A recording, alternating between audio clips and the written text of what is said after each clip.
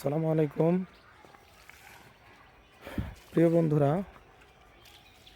মাছকে খাবার দেওয়া হচ্ছে।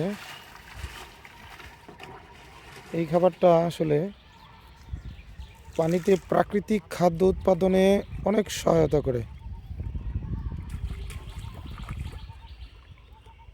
এভাবে খোল কম্পোস্ট তৈরি করে দেওয়ার পরে পানিতে যে প্রাকৃতিক খাদ্য আছে সেই প্রাকৃতিক খাদ্য উৎপাদন হতেও অনেক সাহায্য করে এবং মাছ প্রাকৃতিক খাদ্য খায় এবং মাছ ধীরে ধীরে বৃদ্ধি পায়। আসলে যে সকল মাছ চাষিরা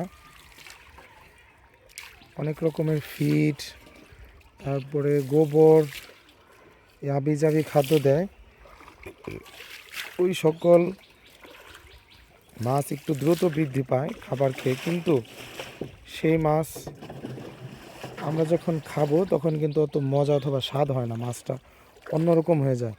আর যদি ওই মাছটা অল্প কিছুদিন ফ্রিজে রাখার পরে খাওয়া হয় তাহলে কিন্তু মাছটা কীরকম একটা গন্ধ হয়ে যায়। আর এভাবে যদি মাছকে প্রাকৃতিক খাদ্য খাওয়ানো যায়, যে মাছটা প্রাকৃতিক খাদ্য খেয়ে ধীরে ধীরে বৃদ্ধি পাবে, সেই মাছটা খেতেও কিন্তু খুব সুস্বাদু হবে। তাই আসলে এই মাছটা আমি নিজে খাই এবং আমার এলাকার মানুষ খায়, আশপাশের এলাকার মানুষ খায়।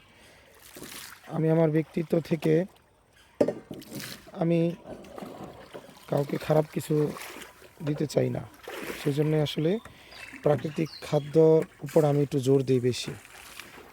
মাছটা একটু সময় লাগে বড় হতে, কিন্তু মাছটা সুস্বাদু হবে, ভালো হবে। ধন্যবাদ সবাইকে।